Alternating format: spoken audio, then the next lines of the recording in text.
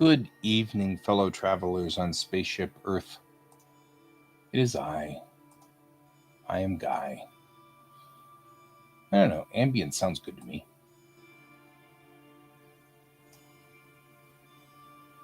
And I have apparently phenomenal Christmas lights going. Yet another wild choice from the world of Alexa. So there you go. I'm going to switch over now. We're doing a body doubling stream. For those of you who are not familiar with what this is a body doubling stream. So those of us that are neurodivergent tend to do a good job of working if other people are working. So I'm going to go on ahead and get to work, and you guys can work doing your work and join me and talk to me if you wish.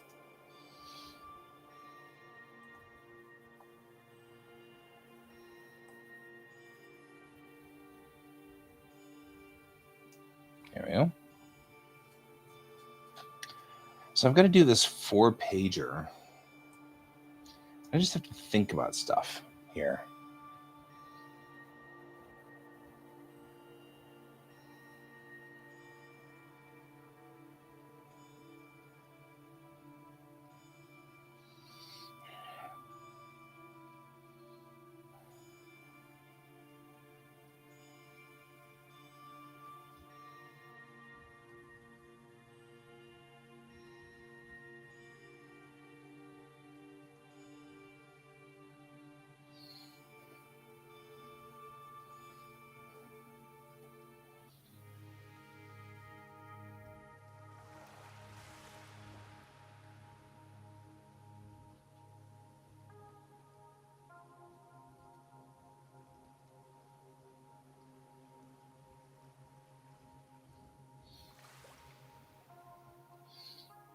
There we go.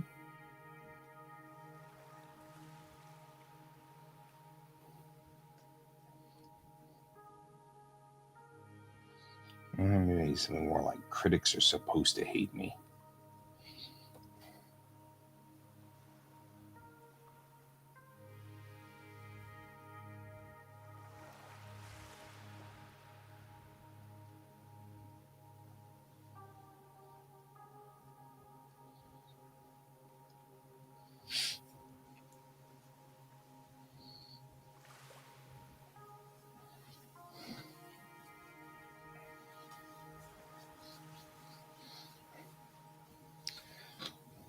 So there we go. Yeah.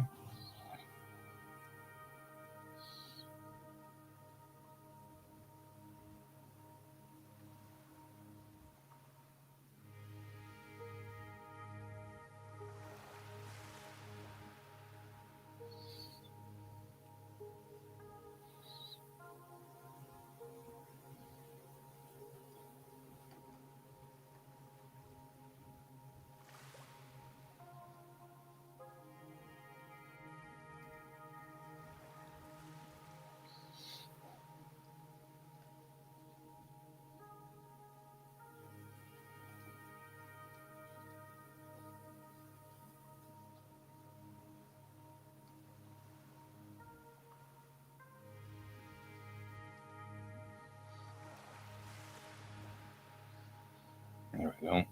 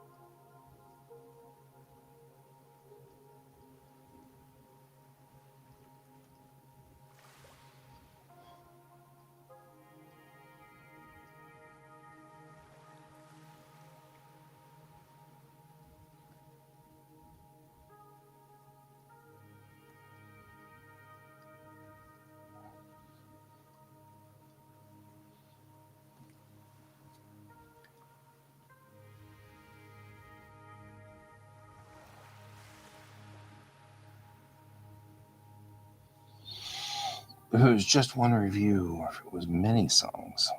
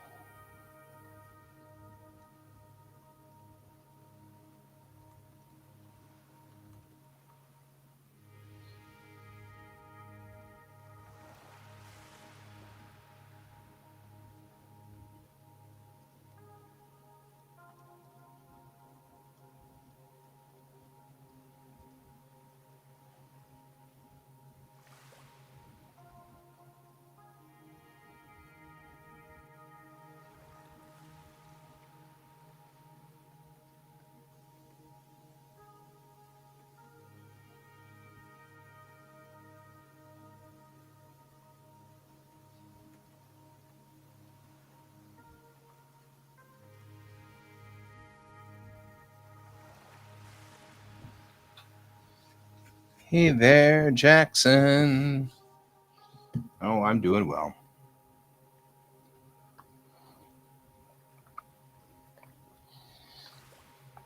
I'm a little stressed out, hitting up on some deadlines here. We've got jet deadline on the 17th, running out of days to get figure out which direction I'm going, jet or back to school. I was at Metro earlier today, and I think that'll be fun. And I'm actually kind of looking through all of the paperwork, and I like it. It's okay, but it still does mean that I technically have not been accepted to CU, which means that I still need to kind of keep Plan B hanging out. So I've got to finish all of the jet paperwork, and then they just need two letters of recommendation from somebody who's worked with me, and that's harder than it looks. Either academic people who have seen me in school or people who have worked with me. And I'm like, well, most of the jobs that I've worked for have collapsed under their own weight. So I would need something else. So I'm like trying to figure out how I can get a letter of recommendation to fit there by tomorrow, by Friday. It's all right. We'll get it. I'm just a little scrambly.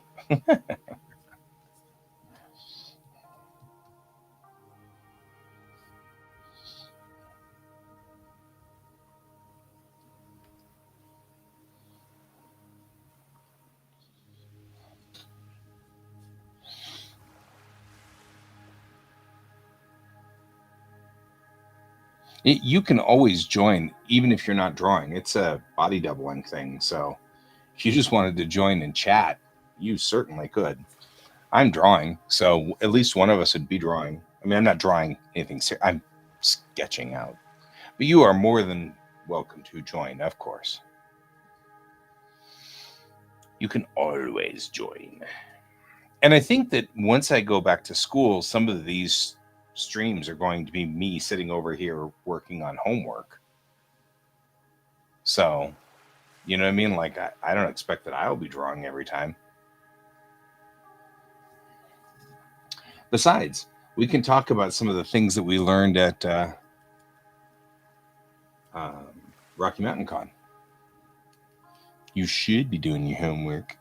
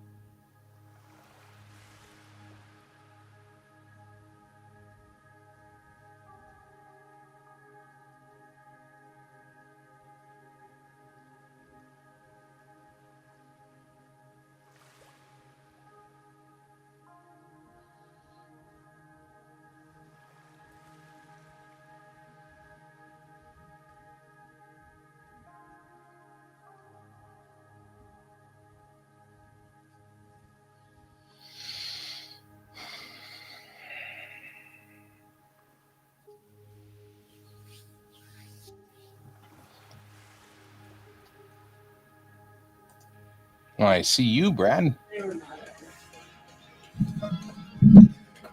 You're here. I can sort of hear you. Can you hear me?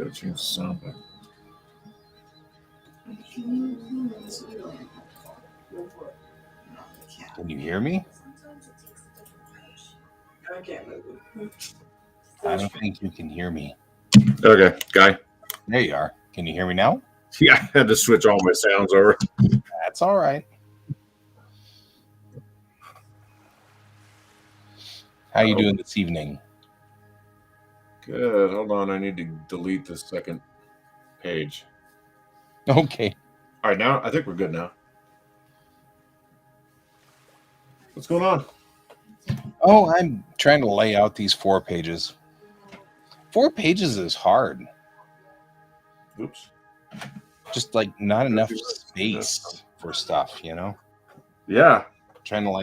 I'm trying to tell a whole story in just 4 pages, and it's really, really hard. I kind of like it.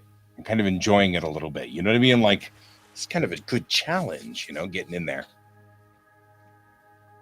I also apparently am into Christmas mode without being in Christmas mode. So there's that. Weird, but true. So like all of my lights behind me are stuck in a different mode. But they're not stuck in the same different mode. They're all just stuck in different modes, which happen to end up being Christmassy.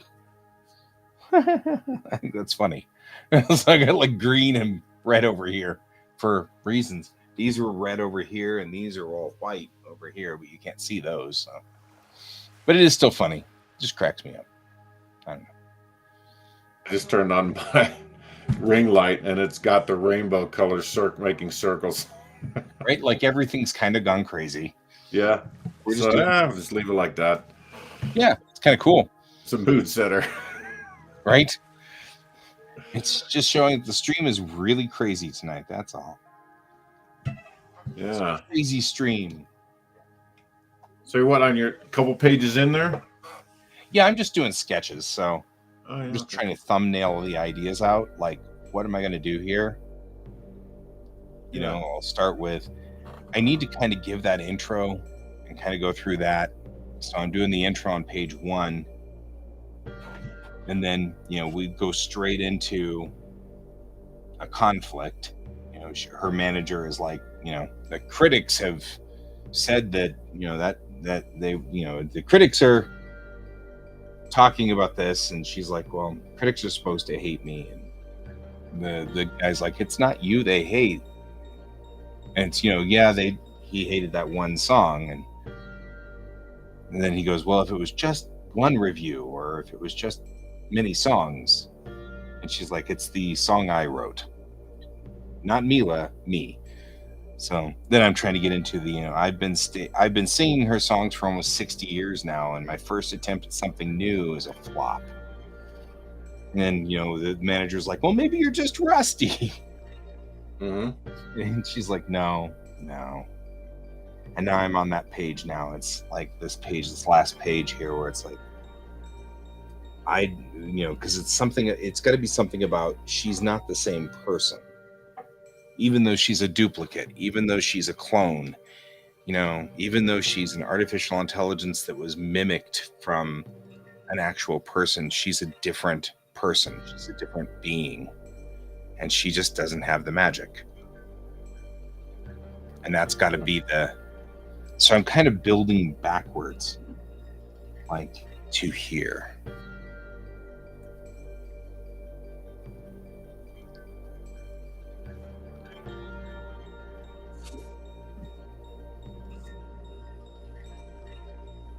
So you set up your I can't think of a better word. Your punchline. This is the punchline of the joke, so to speak. It's not a joke. It's not a joke, but yeah. And you're building backwards from that. Right. I just don't have the magic, and then there's an open frame where nothing happens, and then the exact same frame here, which is something I like to do a lot of. I like to do 2 exact frames, so it shows that the people are sitting there and just thinking about it. Yeah, okay. Yep. And then there's time passes by. Right, she's thinking it over, and then she's, you know, says, you know, strike the song. Because that's the way it should end, with her going, there's nothing I can, you know, she's going to be an Elvis impersonator for the rest of her life. And she needs to accept that. You know, like, she doesn't have Elvis's ability to make Elvis songs, you know, because effectively what we've got here is we've got somebody who cloned Elvis just before he died. And the clone has been singing Elvis songs this entire time, but tries to come up with something new and nobody likes it. And it's because the clone isn't Elvis. The clone is somebody else, a different character, a different person. Okay. So, because I mean, in this universe, the AIs are their own beings. They are their own people, and so, yeah, I'm trying to think out. Yeah, exactly. I'm just going backwards from the punchline, if you will. Huh. Nice. Okay. Cool. Because it gives us nice. It's a 4-page science fiction-y feel to it, you know. Yeah.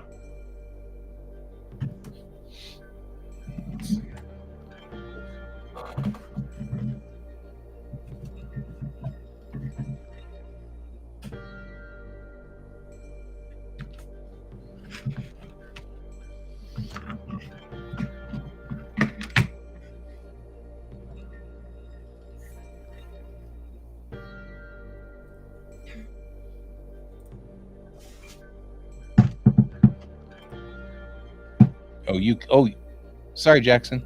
I see you. Hang on. Did it work? There we go. Oh, yes, I can hear you even.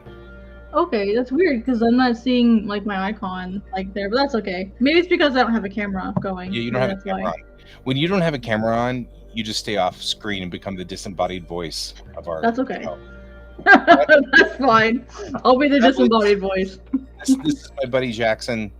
Jackson used to be part of Red Team Go, but then moved out to South Dakota, yeah, to Tennessee, and every so often he'll join the show.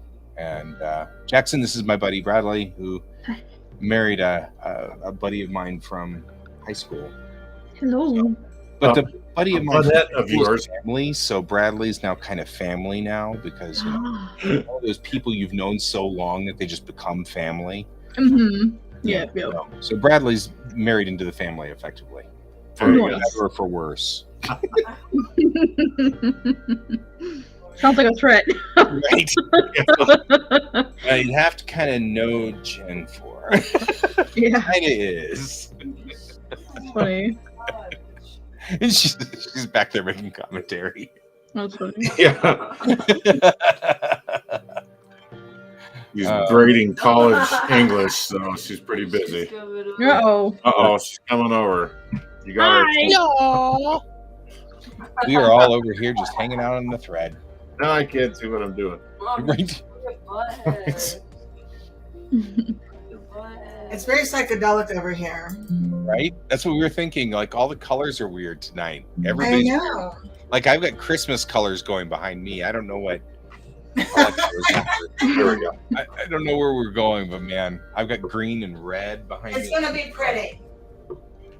So, I have no idea. I don't have my lights up yet. I have them still where they were last year, which is like on the opposite side. I have like a studio, like just a little studio apartment. They're like on the opposite side where I used to have my desk set up. Yeah. So I would need to like take them down and bring them over here and set them back up. And I'm like, I don't want to do that. So they may just stay over there, but who knows? Maybe I'll bring it over. Maybe I'll bring it over here. I don't know. Right.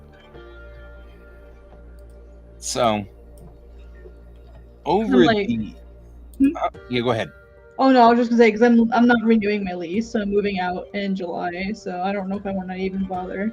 Right.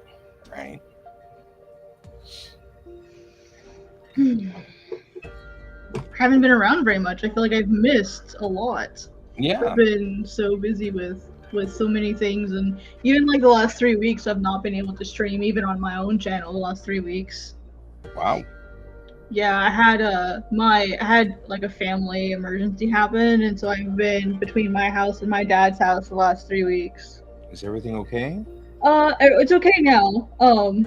Like to put it succinctly, my uncle had a fight with a 7,500 gallon tanker truck. Oh my gosh. So yeah, he didn't win that one. He didn't win that one, but everyone's okay. He's home now, so he's finishing up his recovery at home, so all's well that ends well. And then I also had that one shot I had to do for Viz, Right. and I got my feedback for that on Monday from son. Oh, good. So yeah, I actually got to like have feedback directly from Sasaki Hisashi on it, which was really cool. That is cool. That is really Nice. Yeah, and for the most part, he liked the idea. He actually, I don't know if this is a compliment. I think it's a compliment, but like, he's like, Pawn reminds me a lot of Goku from Dragon Ball. He just likes fighting because it's fun, and I'm like, is that a compliment? I can't tell. Is it bad that he's a lot like Goku? Is it good that he's a lot like Goku? Is this good or bad? But it was weird because like here's this like manga like editorial like legend like sitting in front of me giving me like feedback on like my one shot, and I'm like, oh my god, is this real? is this really happening? But so he gave me like his, so like it was only about 30 minutes, but like he gave me his thoughts, and then he asked me a bunch of questions like, what's your intention, like let me clear up a few things before like I offer you suggestions. And then for like the last 15 minutes we kind of were like figuring out like what, like brainstorming together like how to solve the problem, like how to make and we ended up coming up with a solution that I think is pretty nice, pretty cool. Like I'm game for it. He's like, all right, try again and resubmit. I'm like, okay. So Cool. basically just like they do it in Japan, you know, you go in, you go see an editor, you talk, you get feedback, and then you come back and do it again. That's basically what I have now with Hisashi-san, which is really cool. But right, specifically with Hisashi-san, that's kind of cool. yeah, so yes, specifically with him, which is really, really neat. Yeah, I've been like, do I tell people? Do I not tell people? Like, Well, you is just it told a whole bunch weird? of people. It's okay. It is what it is. I actually You know? hate to say this, but you probably told 3 people, 4 people maybe on the outside, but that's all right. Well, I mean, like, it's not like I'm, you know, I didn't sign in anything or whatever. No, I know. You know, so I'm teasing you because we have, I think, 2 viewers. but So, yeah. and one of them's probably Brent Spot. Mm. Yeah. Legitimately. Yeah, so Not like we broadcast this to too many people out there. yeah, and I don't have my channel up at the moment, so Right. but yeah, I mean that's kind of like the last 3 weeks. That's kind of what I've been doing. I basically had to take like 2 weeks to get the one shot, 2-3 weeks to get the one shot done, and then submit it. And then he got back to me I submitted that last Sunday, and then he got back to me on Monday with like a video call or whatever. And it'll probably be at least a couple more weeks, especially going into like Christmas and the holidays with everything we're doing with Global Comics. Like, I don't know if I'm gonna have the time for that. The time to like really genuinely focus on it. But he's like, no worries on the deadline, and like you don't need to worry about it. Like just you know, take your time and like do good work. There's no deadline. He kept like emphasizing there's no deadline. Like, maybe for you there isn't, but Lord help me, I'm not going to give myself one. Right. Because I want to move on. Because like the longer I work on like, the longer I work on that one shot, like the less time I have for Godsbane. You know what I mean? So, it's time for. And like, you know, like I've had other publishers like reaching out and being like, hey, like, do you want to letter, like do lettering work? And I'm like, I don't know if I have time for that. With everything else. Oof. So yeah, that's where I've been. I've been out in La La Land trying to keep my head above water. That's fair. Yeah, so I was at Rocky Mountain Con. Yeah, how did it go? It went fine. It went just fine. It was a little overcrowded, and so kind of, I mean, like there was a lot of vendors. Mm-hmm. So, and I think there was a confusion somewhere because I ended up in the atrium for the first day. So Saturday I was out in the atrium with a couple of other artists, and then Saturday night, Raph texted me and said, "Hey, do you want to share my table with me?" Because he had a table in the room, in the dealer's room. So I took the other half of his table. And at some point during Sunday, AC Canales? Yeah. Yeah, he came over to the table and he was talking to us. And it was kind of one of those funny discussions where AC was like talking to Raph about putting in, because apparently AC's doing anthology. And he's looking for submissions. And Raph's like, "Did you ask Guy?" And AC looked at me and I looked at him and shrugged, and AC goes, "Do you do comics?" And Raph's just like points at Bellatrix Rising, which is sitting right in front of me. But of course, I guess the way that it looked like I was manning Raph's table, and so maybe those were just his other I don't know. But AC was like, "Oh, wow, I didn't even notice." And so he picked up my comics, he's thumbing through it, and he's like, "Yeah, do you want to do a 4-page?" And I'm like, "Yeah, I'll do a 4-page." He's like, the deadline's December 31st. I'm like, "Yeah, I can do that for you." So I'm rattling this 4-page out for him. And it can be in universe, so I can have it. The only thing he asks is that it not be anything copyrighted, like not use Star Trek. And I'm like, "That's fine. I'll make it in Bellatrix universe." And he's like, "That's fine. That'll work just fine." So now I'm trying to write up this 4-page for it, and it's hard to get 4 pages. It's hard to just do just 4 pages. I mean, so that's what I've been scrambling to do. And then today I went down to Metro and signed up and applied. That's kind of like a complicated thing. So I don't know if you've heard the latest in the drama that is my return to college. No. Okay, so I don't think I went and applied at CU Boulder, and you know that they won't take Westwood. Yeah. Which is fine. When I went up there, I happened across my old classes that I took up there, and that allowed them to keep me as a transfer student because they were CU Boulder classes, so that fit. But then they came back and they said, "Well, but here's the problem. The classes you took here, you took an art class and a physics class, and you took a Japanese class, and you aced the art class, you failed the physics class, and you got a C in the Japanese class, which makes you a 2.0 student. That's too low to enter into CU Boulder." And I'm like, "Uh-huh." And they're like, "So we want you to go to like just do 12 to 24 credit hours at Metro or something to prove that you can make a 3.0. And I said, "Well, like remedial basic?" Right. And I was like, but at Westwood I was a 3.45 and I was on the honors roll and the dean's list." And they were like, "Yeah, I know, but we can't accept that." And I'm like, "Well, if you're just trying to prove that I'm a good student, why can't you just accept that? I mean, you're just looking to see if I do my homework effectively." And you're judging like 19-year-old me, versus 35-year-old me when I was much, much, much more focused and had figured out how to deal with ADD. And you know what I mean? Like stuff like that. So frustrating. So today I went down to Metro, which was actually fun. And I met the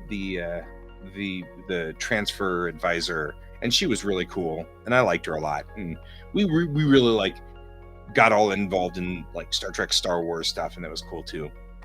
It's like she and I were really kindred spirits, but she was really high energy and cool, and she gave me a whole bunch of information and all kinds of neat stuff like that. So I now am a little bit more jazzed about going to Metro than I was before, because before I was kind of like, this is going to be like a road bump, because I'm like But then I came home and I was finishing up my JET application and found out that I need 2 letters of recommendation, but I need them to be from academic superiors or work superiors. They cannot be from friends.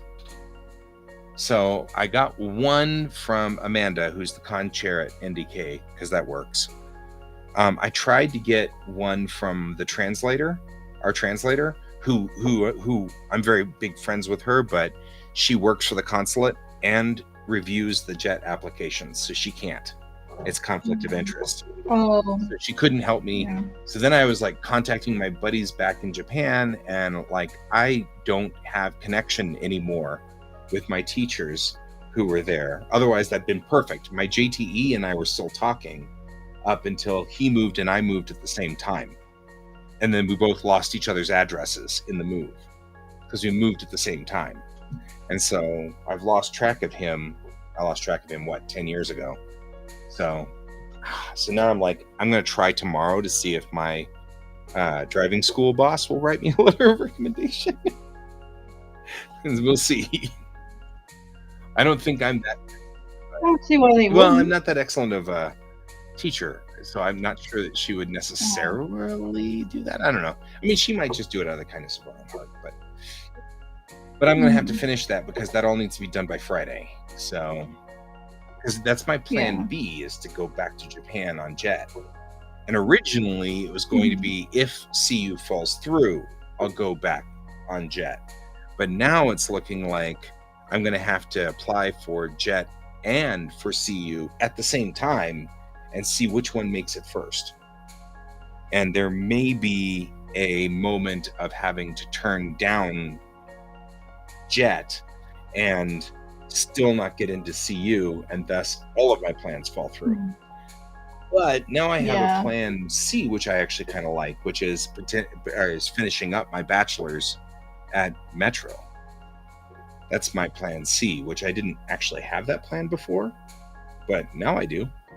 So, like I was originally thinking that Metro would be the stepping stone to CU, but if CU doesn't accept me, I can finish out the bachelor's at Metro, and that's fine. So that wasn't actually a plan I had until I met the transfer advisor. And I was like, that's not a bad plan. Didn't even think of it. It was pretty obvious, but not obvious clearly to me. But that's okay. So this is the drama up until now. Goodness. So the other drama is not a drama yet. Have you ever heard of Whatnot? Yeah. I just got approved as a seller on Whatnot. I definitely So know. I'm going to give that a shot and see what happens. Yeah, definitely try that. See if that works out for you. Like, I think you should always make sure you do your research to see who affiliates themselves with certain places. Like certain comic groups that should not be named. So you should always double check those things just to know what you're actually getting into. But I think if that's fine, if that clears, try it. You never know. You might find that one place that finally takes off for you. You never know. So Brad, what I discovered is, we were talking about this over the weekend.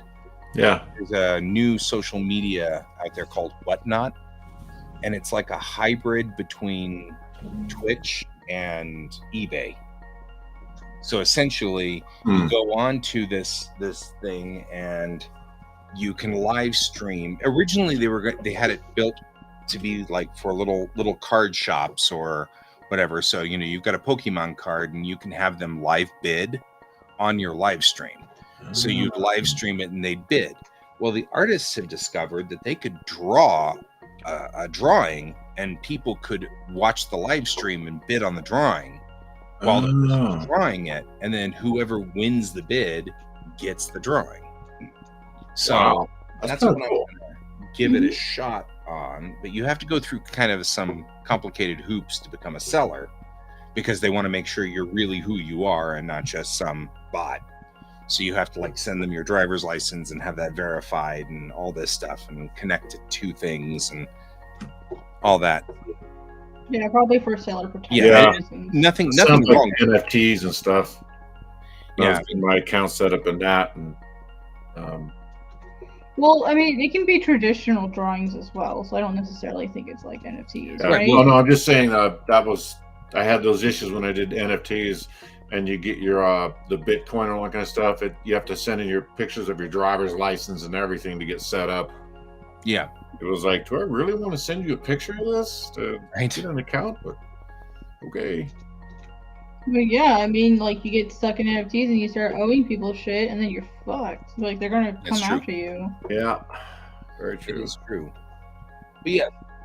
I mean, I didn't get in them for other reasons, but Yeah, I gave up on it because what I feel from my experience is I got in. I had a couple of friends who actually are pretty darn successful at it, and they just, I don't know, man, it's their jam. They love it. But it seems like the people who are really buying the NFTs are the other artists who have, accounts in NFTs. It's not like the public is looking at your artwork and finding it to buy it. Right. So if you weren't making art that kind of fit that genre of what they were drawing in, then people kind of like, I'm not interested in your work, right? So you never sell anything. So, oh well, it was fun. Yeah, I didn't get in it because of the ethical concerns. Like, I wanted to go into conservation when I was younger. I just couldn't, like, agree to that. But people are gonna do what people are gonna do. Like, it's their life. Yeah. That's how I viewed it. They can do what they want. Sure. Whatever. Yeah. So, but this seems a little bit more, reasonable. You can tip on it, and you can, and it's just people who like to collect, first run art. Yeah, so that's super I'm cool. kind of thinking this would be fun, and I'm going to start doing some live streams and seeing what happens and seeing if that clears and whatnot. Thing. And it's not NFTs, it's just, PayPal. Yeah, that's really neat. So that was a thing, but apparently Tim, who's with Rocky Mountain Con, wants to kind of, next year when we start cycling through to Rocky Mountain Con, he kind of wants to get the people who do that together and do like a group live draw at Rocky Mountain Con where all the proceeds go to charity. Oh, that's so cool. That's and I was really like, that idea. would be fun. And so I'm thinking I've got about a year before we get there. So we'll see if I can build an audience of any sort. So either way, that is kind of cool. And it also could be a good source of revenue if it works. Not sure. Yeah, I think it's worth a shot. Everything's worth a shot. I mean, the worst case scenario, we run the system and it doesn't work. You know what I mean? I do a couple of live draws at night and nothing really happens. That's like the worst case scenario. So it's a thing. So that's kind of cool. So yeah, that was an interesting discussion that had happened throughout the con. The Saturday was interesting. I met a couple of people who were Trekkies. I met one guy who was from Canada, and he just spent like 30 minutes going, well, how did you solve this problem in Star Trek? And how did you, knowing that my comic was a reskin of Star Trek, he was like, well, how did you solve these problems and those problems and these other problems over there? And I was explaining, well, I had expanded the universe out quite a bit. And the best part about that was, that I solved this problem, but then there were all these other great problems that would become great stories, other conflicts that were that had popped up. And he was like, this is incredible. I want to get involved in all of this, And so he's going to be following me now. I think he joined on Global Comics. So he'll be reading it over there. He wants to buy the set, but he wants to wait until I have 2 episodes out, which is fine. That's totally reasonable. Right now, I'm not doing very much work at all because of all of this digitizing that I'm trying to do. But if the whatnot thing works and I actually start getting a little bit of extra money in here, that might not be bad.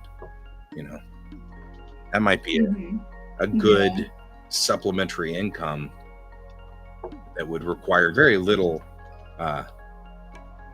preparation on my part. All I need to do is I've been thinking about doing maybe my watercolors and seeing if they sell. Yeah, that's just kind of what I was thinking. Is I'm like, those have always done really well for you, and I would wager that there's a market for that, because I mean Star Trek is experiencing like a resurgence with all these like newer shows and stuff that are coming out, so I would definitely do That's what I that. was thinking too. And since it's my artwork and I'm just kind of doing fan work, it's the same thing as all the other artists. They're doing fan work too. And but I mean, when I Mhm. looked on there, it's a whole bunch of artists doing Superman and Batman. And so if I went in there with spaceships, at least I would have either I would corner a market or nobody would care. Mhm. But either way, it would be interesting. Either way, yeah. Well, you'll get noticed if anything, right? You're right. I'll get noticed. People will be like, "Is that guy painting spaceships?" Weird. Like, my friends don't think this is weird. My friends who know me. We didn't think it was you painting spaceships that was weird. Right? I stopped painting. Yeah, but we know how Trekkies are with their collectibles, so I imagine it like your work would be appealing Right? to them. And I also think that, I could do requests and things like that. Highest bidder gets the request and stuff like that. That was something that apparently some of the other guys do. And, they'll start the stream up and they'll have just a blank piece of paper and go, whoever's got the highest bid or highest tip. Anybody who tips $10, or the highest tip or whatever, I don't know, something like that. There's apparently mechanisms in here. I just don't know all the mechanisms yet. But yeah, I think that'd be fun. And the only problem I'm holding me back is it seems kind of intense. You know what I mean? Like, you've got an hour, you have to do this in an hour, and they're going to bid on it in an hour. You know what I mean? Like, it just seems really intense. I don't think I can go from a blank sheet of paper to a full watercolor in an hour. So I'm thinking I might have to do a printout of one of my previous line arts and then watercolor that. I think I can do that in an hour. That's a good idea. I think that's a good happy middle ground. I also think that I have a hair dryer, but it's plugged in on the other over there on the other circuit, and I think I need to plug it in on this circuit and hope that it doesn't blow a trip breaker. But I think I need to move the hair dryer over here too, so that I can dry the paint. Because otherwise, one of the things that takes forever with watercolors is you lay down some of the paints, then you have to wait an hour or so. Because if you lay down the other paints, they blend, and then you don't want them to blend, and So maybe I'll get that hair dryer and move it over here, and I can just, that'd be fun. These are all things I'm thinking about, guys. Anyway, I think this would be fun. How are you doing, Brad?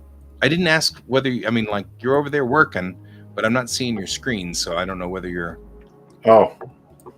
You don't have to share your screen. That's totally fine. I just was suddenly realizing that I'm not asking you if you need help or anything. No, actually, I think I'm at a point where I was going to see what you think. Because I might add, by the way, that Jackson actually is a representative for Clip. Oh, wow. Okay. So yeah, I've done some residencies and webinars and stuff for Clip Studio and Graphically. So if you need anything or have any questions, and Jackson's the one reason. that has been beating me about the head and shoulders to use vector instead of being on. I haven't been beating you too hard now. No, but I mean, totally, every time I'm an idiot and don't do vector, Jackson's the one that gets on me. Yeah. So. Yeah. Okay. Let's see. I'll share the. And I'll bring it on up here and. Oh, entire screen. That's what I was doing. How does that go? You fool! All right, see if that shows up. I can't do an Yzma voice. That works. Okay, hold on here. So, Brad's on the conversion side. He's still working on converting over Illustrator. Mm-hmm. And so we've got kind of he starts on Illustrator and then imports it in as an SVG. to try to get the line work into clip so that we can work on it from there to get the, to do the nice tools like the adjust line width tools and stuff like that. So that's kind of where Brad is at this point, just to kind of give you a little bit of background. But we never figured out the SVG though. You want to be able to edit. You want to be able to like edit your line art and stuff with like as vectors in Clip Studio. Yeah, and we never got SVG to work, so what we ended up doing, I'm not sure if you could do that in Clip Studio, to be completely honest with you. Yeah, what we ended up doing was taking a PNG and then just doing the line trace in Clip, which worked. That did the job. Yeah. That's what I was gonna say. That probably would be your better bet, is to do like the extract line tool. Let me see if there's a way to do that with vectors. I don't know off the top of my head because I don't do that often, but let me double check and see if there's something in the newer versions. Yeah, since we're talking about 2.0.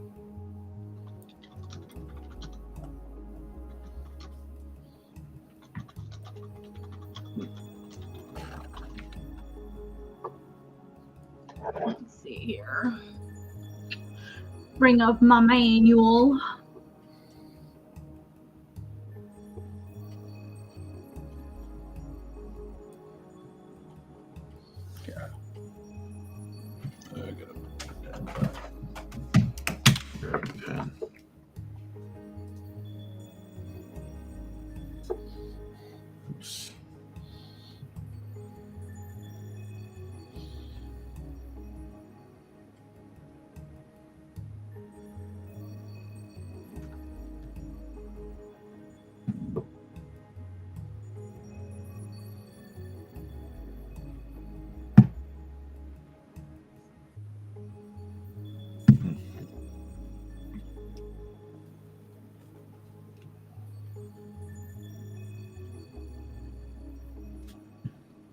That's what I was going to fix.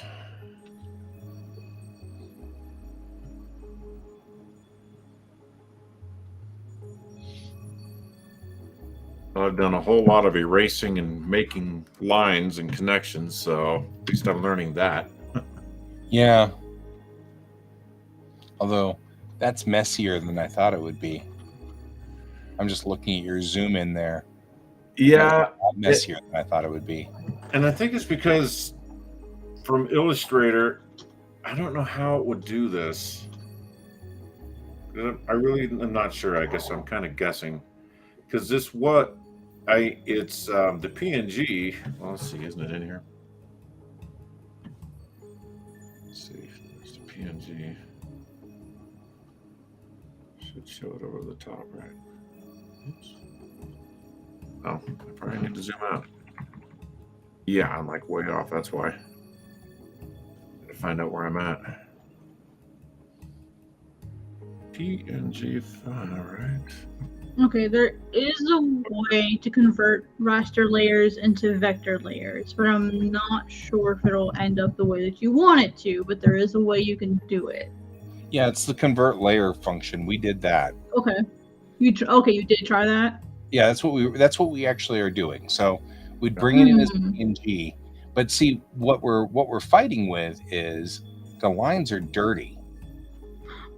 That's kind of what we're having a problem with. Like these were really straight lines in Illustrator, and they've come in here dirty. Yep. With lots of extra line work and lots of extra chatter. Yeah. And they're on monochrome layer. Yeah. Oh wow. Yeah. See. I see what you mean. Yeah, a lot of chatter in there. About like missing lines and stuff like that. Yeah, it's pretty loose. And like right here was really weird because that was her knee. Great. It's in I actually have them different sizes, so I guess you can't. It's all right. Back to the mouse. Oh, that is really strange. So if you zoom in on this one, you see her knees nice and solid and thick, but when it transferred it down here, you go back out. Yeah. Oh, it just made it all messy like this. So weird. It like mangled that section. Yeah. Oof. And some of it I like. So, because it does give it more of a natural, like somebody literally hand sketched it. Yeah, it's true. That is But true. so it's either I go with it and just I've been cleaning it up, or I completely go back and I start would just go with it because, like, honestly, I didn't even notice. I'm serious. I didn't even notice it until you started pointing those things out. I mean, granted, like, I can only see it at a certain scale, but like, I didn't even notice really that much until you started out. So, And I I mean, like, agree. It realistically, actually does how kind of. yeah, like realistically, like how close, like how big are people gonna see this? Like, is it really gonna make that big a difference? Well, it'll probably be the size of this, which is can't see my own screen back there. That's a 16 by 24. So, yes, people might notice, but I mean, most people, like, unless they're artists, aren't gonna look for that. The biggest problem I'd be worried about is when we get to filling it in. Oh, close gap tool, easy peasy. Like when you have the selection tool, or you have like, there's a very specific like selection fill brush, and it has like a close gap tool embedded into the tool. Like, I'll grab that for you. It's super amazing. I'll grab that asset for you.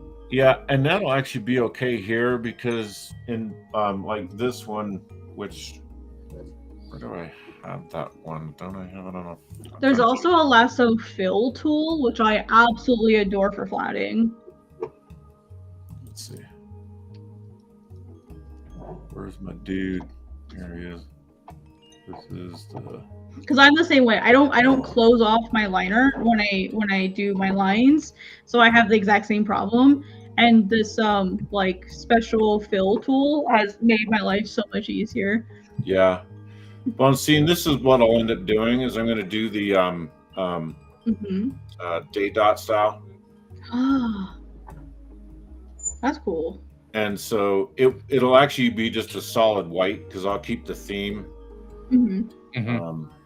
So I don't need to worry about fill. Like in here, yeah, I wouldn't fill about it. I just made a layer. I just made a layer underneath and painted it right up to the edge of the lines. Right, let me find that tool here for you because it's amazing. Oh, hey. Next time you do the layer underneath there, Brad. Yeah. If there's no leaks on the outside edge, a secret thing that I will do is add a layer of white and then select around the outside edge of everything and then just hit delete. That way I don't have to paint all the way up there to the edge. It's something I do a lot with my artwork too. Oh, it mean for the master outside perimeter. Yeah, that you had the white underneath it. Yeah. Just select the outside and then hit delete on a, fill, take a layer, fill it with white, go on to your line work layer, select the outside edge, then go back down to the white layer and delete, and it'll just wipe out all the white that's surrounding it, Yeah. Yeah, gotcha. Turn that one off. Gotcha.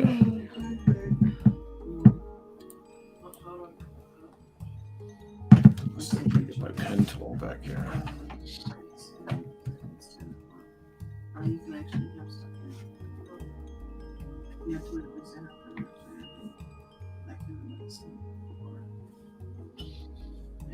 Let's do this.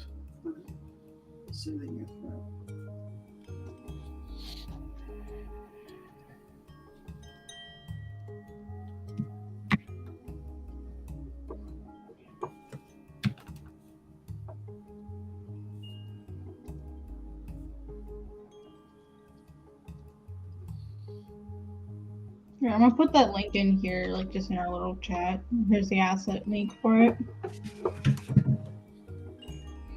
And there's like a little video to demo how it works. It's really, really cool. Can you see that there, Brad? Came up in the private chat. And yeah, it's there. Oops. No, that's the audience. So it would be. It should be in there. It is. Private chat. Yeah. I gotta scroll down. There we go. That one right there. And then you just click that link and it'll take you to the asset thing. And that's a fill tool. Cool. Free download. Yep. So what will happen is it'll download, and then in Clip Studio you will open your materials panel. You'll go to the download section, and then you can drag that new tool that you've downloaded. It'll have like a little thumbnail. You'll drag that thumbnail to whatever like brush or pen dock that you want to put it in, and it'll put it there for you, and then you can use it. Cool. All right. I'll grab that later. That's awesome. Thanks. Yep, that's like one of my favorite tools, honestly, because I do black and white, mostly, but like if I need to flat whites really quick for like, to like be over the background or whatever, it's super quick. Even with like my super loose inks, like it still works. Very cool.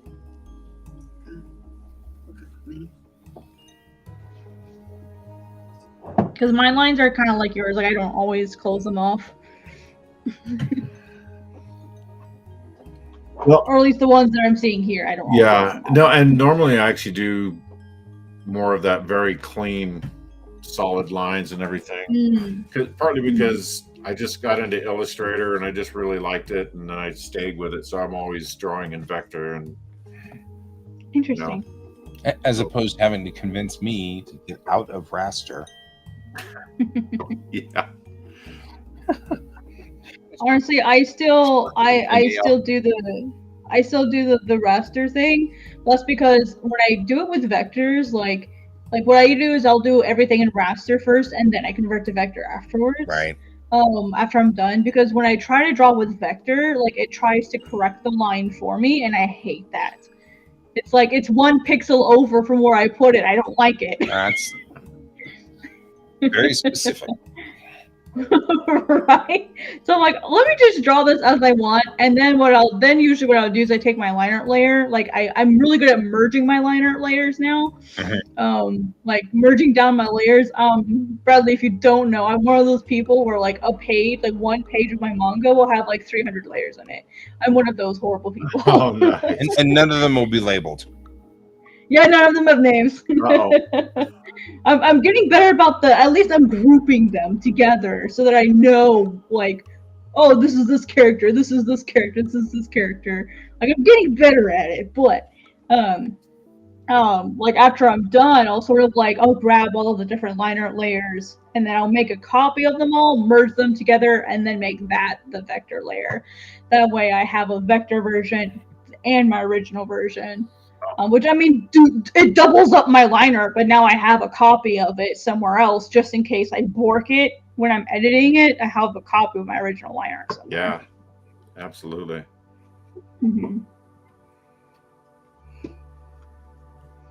Oh man, guy, I almost had a heart attack. So I was going through and cleaning up my files, like getting them off my computer, because my computer is a gaming computer. It's not meant for a lot of storage. Right. So I was cleaning it off, and I went to move chapter 2 over to my storage drive because I don't need my current chapter 1 and chapter 2 anymore because I'm rebooting it after all the feedback that I got. So I'm going to moving over my folder, and I'm like, let me just make sure that they're fine. So I go to open chapter 2, and it won't open. It's telling me, oh, it's misplaced, and I'm like, what? Did it fall? Literally that you moved it thing and now it can't find the pointers or something? No, it was even worse. I had when I was cleaning out my cloud, I had accidentally like written over my finished drawings with the sketches. Oh boy. So, because I did my sketches on my drawing tab on my Samsung, and then I imported it onto my computer via the cloud, so that way I could finish it on my Cintiq. And then I realized, like, I'm somewhere where I was updating things. I must have updated I must have downloaded the wrong file, and I was freaking out. And I was like, "Oh my god, what do I do? What do I do?" I had no idea what to do. And so, like, I messaged my agent. I'm like, "Listen, Vane, you need to help me. I just lost 23 pages of manga, and I'm gonna cry." Right.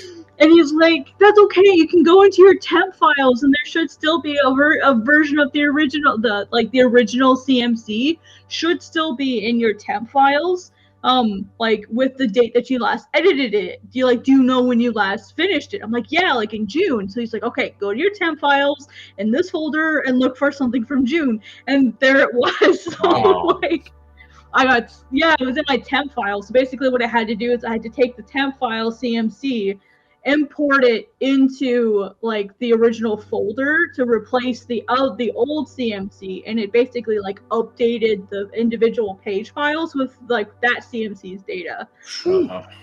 So yeah, I was like gonna cry because I thought I had just lost like 4 months worth of manga work. I was about ready to start bawling my eyes out. I was like, oh my god. Yeah, that would do it. Oh man, that'd be real.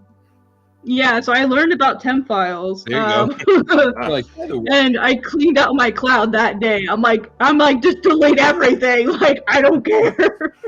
Like, I went and made sure, of course, everything would open and double check everything. Mhm. And then I moved everything off because, oh my gosh, just absolutely crazy. And like, the same thing almost happened with Onami. Like my one shot when I'm redoing Onami for the one shot for Viz. Surprise. So like as I'm redoing it, like the same thing happened. You know, like I was at my dad's house, I couldn't take my workspace with me, so I was using my Samsung. And I threw it over into my cloud, and I went to download it, and I thought, oh well, let me update it. Well, instead of going to upload it, I downloaded it. oh no. And like, thank God I could stop it right away, and it canceled it. Like, but I caught it. I was like, oh my god, no, wrong button. Right. So, oh my gosh. I mean, thankfully it was still sketches anyway, because he saw didn't want me to submit a finished work. He wanted me to submit just the name.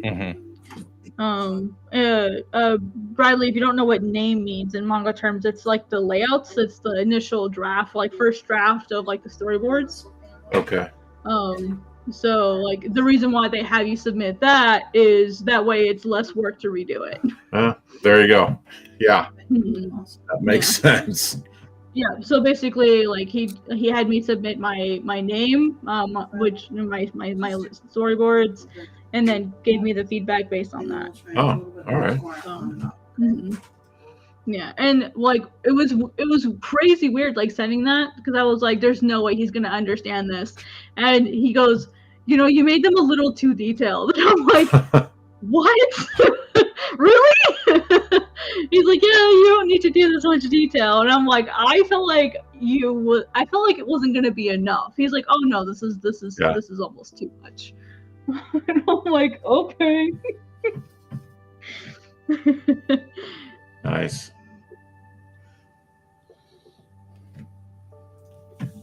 Yeah, it's been an experience. Yep. I am trying to figure out. I'm building page 1. I really want this layer to be underneath the other layers, and it's trying to interact with the layers, and I'm like, don't interact. Just be fine. Be fine. Stop doing that. Oh well.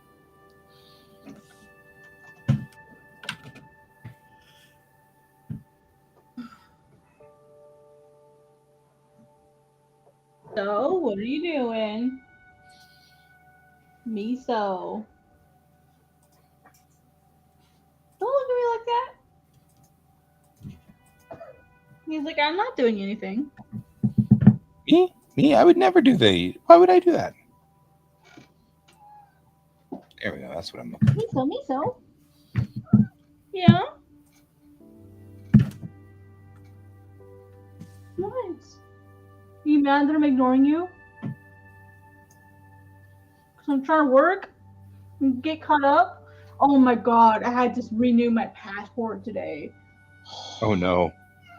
So like the post office, like the passport office here, the one that is at the county clerk's office, is only open from 8 a.m. to 10 a.m. That's it.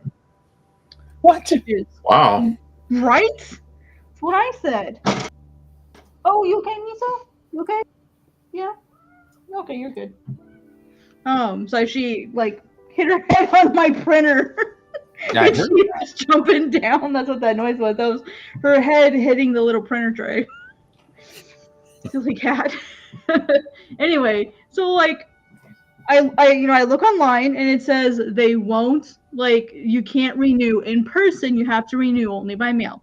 And I thought, okay, like that's fine. But then the website said if it's being expedited, you can renew there. So like I make my appointment and I go in and I'm like, they're redoing my stuff with me. And I'm thinking this is great, this is cool, like I'm having, because I've already done my passport stuff once. right. And I messed it up. Like I borked it. I borked the address. So, because I live on a street with Ave. I thought Ave was short for Avenue. No, it's just Ave. Oh, There's no that's- Avenue. It's just Ave. Everybody Right? knows that. And so they rejected my passport oh wow. after I paid $209 to expedite it. They rejected it. So right? So they sent it back to me. And they're like, hey, like there was some mistakes on your form, like you need to correct them. And so like I got everything back. And so anyway, so I go in. That's why I went into the office this time, is that way I could do it right this time and make sure it wasn't gonna be messed up. Yeah. So we get all the paperwork filled out.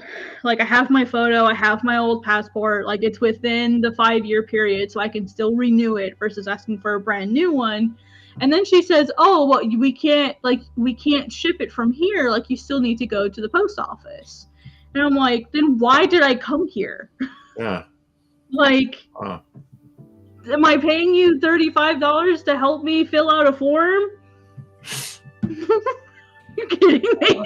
It gets better. So like, I spent an hour there, like waiting for my turn and getting all my paperwork done, making sure I had the right form, like just going over everything. So then I go to the post office. There is one postman there, one, and like out of like 6 slots, there's one person. And I swear to God, he was the sloth DMV person. Oh yeah. I swear to God. And so like I'm there for like an hour, okay? Like it was in just over an hour, and I finally get up to the counter, and like I'm trying to explain to him I want to ship my passport, and he's like, well, is the passport already finished? Have you already finished your paperwork? No, I want you to do it for me. Mm-hmm. Like, yes, it's already done. Okay, how do you want to send it? I'd like it expedited. Okay, you have to fill out this form. And so, like, okay, cool. So I put it in the little, like, express envelope, right? And then, like, I grab the, like, he hands me the little form. He's like, you need to fill this out and then get back in line. What? What? So I had to wait another 30 minutes in line after filling out 2 blocks of information, my address and then the address it's going to in Pennsylvania, and then I had to wait another 30 minutes, and I'm like, are you God? It took me an hour, almost like an hour and 45 minutes to like stand in line and send my passport off, and I'm praying to God I did it right this time. Because I have now paid over $400 for this stupid passport. Wow. Ugh, and I need it for work. So, because they want to send me to conventions and stuff. So, like, I need to have a valid passport to be able to travel. Right. And I'm like, please, Jesus, don't make me do this again. Right. I mean, like, thank goodness, like, work is paying for my passport. But dang it. Like, I don't want to do that again. And, like, the last time I was there, it took me maybe 20 minutes to get in and out of the post office. Like, that's all I was expecting. Like, I was like, oh, sorry, boss. Like, I'll be, like, about an hour late. I gotta go do this and go around the post office. And he's like, okay, cool. Like, no big deal. Like, an hour and a half later, where are you? I'm still in line. Are you kidding me? It was, oh my God, just crazy day today. Oh my goodness. That was all the day, and so I'm like,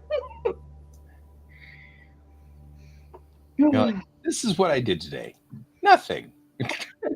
I stood in line at the post office today, and like literally everyone was just like complaining in line. It was like everyone was just so mad because like you had to step aside just to fill out like a little form, and they'd make you get back in line.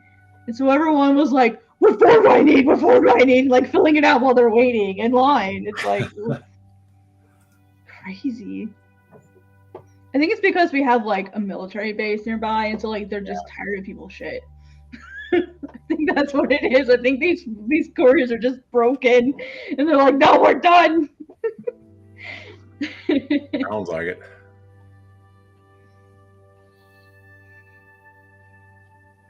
All kinds of crazy stuff. Oh my god, Thanksgiving is next week. I know. I'm not ready. I am working the whole week. Same. I'm also Wait, no, working. I do get Thursday off. I do get Thursday off. Which, so far, every time I pinch hit in Denver, it's been a rougher class. And that's kind of a bummer. Mm-hmm. Yeah. You know, the kids are. I'll always have a bunch of the boys who are, you know, they're noisy and they're just playing games with one another instead of paying attention in class and stuff like that. Makes you worry for the future. Yeah. And so I already have a plan for this. I'm not going to tell them this straight away, but I'm going to make sure that one of my seats stays open. I'm going to call it the hot seat. And when one of the kids misbehaves, I'm going to move him to the hot seat. And then I will say, all right, anybody else misbehaves, moves to the hot seat. And then he goes, oh, do I get to go back in? No. That's, you get ejected. So if you replace the kid in the hot seat, the kid that's in the hot seat gets kicked out of the class. And has to come back for another run later on. Damn. That way, because they're usually all from the same school. Oh. Peer pressure. Right. Wield the peer pressure against the kids. That's like drill sergeant stuff right there. Yep. Well, you can have one of two different versions of me. You can have the fun version that tells stupid stories and makes stupid jokes and is at least entertaining. Or you can have that version. Which way do you want to go? You know, it's like, right? Which choice do you want to make here? Only you get to choose which version of guy you have today. Yep. As I say, there are two versions here. There's the version where the students are more mature than I am, or there's the version where I'm more mature than the students. And trust me, you want the one where they're more mature than me. A much, much, much better choice. All right, well, I got to call it quits for the night. Yeah, that sounds good. Take it easy. We're at 10:21, so I got about 30 minutes, and then we'll roll this out too, but I'm still dinking with stuff, so. Yeah. But thanks for joining me, Brad. I appreciate it. That was great. Great to meet you too, Jackson. Yep, take it easy. It's nice to meet you. Yeah, and great night. You too. Night. Night.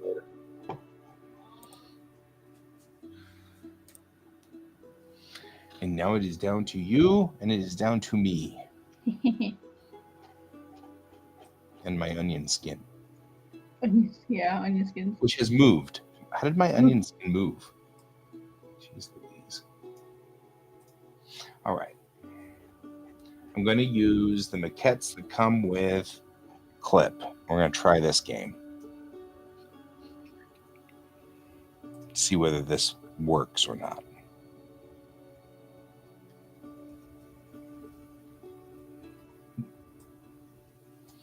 I'm on my ink layer, so I don't get yelled at. I wouldn't do that to you. I know, I right? wouldn't embarrass you in front of all your friends. Yeah, right? Unless you want me to. I hate to say this, but that particular friend, I have done far more embarrassing things because she's a high school buddy. Oh, yeah. So you know your deepest secrets. Yeah, so honestly, there's very little that you could do that would do any worse Than what you've already done. than I've already done. Yeah, that's funny. And she and I went to high school together, so there's that. It's adorable. I don't think I talked to anyone that I went to high school with. Just kind of sad. It's kind of sad. Well, I think part of the problem was like my first high school. I was there for 3 years, but I was very unpopular. Right. You know, I was the person that boys would ask out as a dare. Oh, I was like, yeah, that. that's the kind of person I was in high school.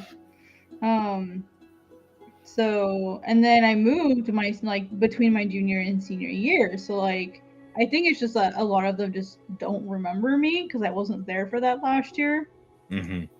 So I think that's all it was, honestly.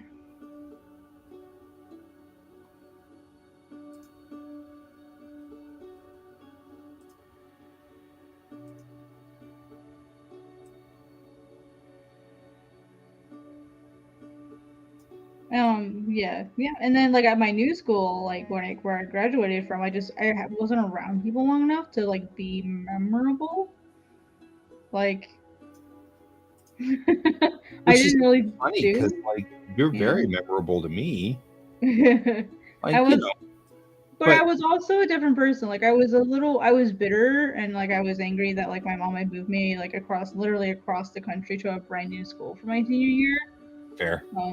So like I probably wasn't the nicest person that particular year just because I was like stressed out, and also like I'd planned to like go into music or do something with that, and I had basically been cheated out of like my senior year doing music. So like, you know, I was a piccolo player, right? Like that was my primary thing. Mm-hmm. Yeah. Mm-hmm. When I got to my new school, like at my old school, like you could do marching band as an option, like it was optional. At the new school, if you wanted to do concert band, you had to do marching band in the fall, like it was obligatory. So, and because it was basically marching band during like football season, and then after football season, then marching band became concert band.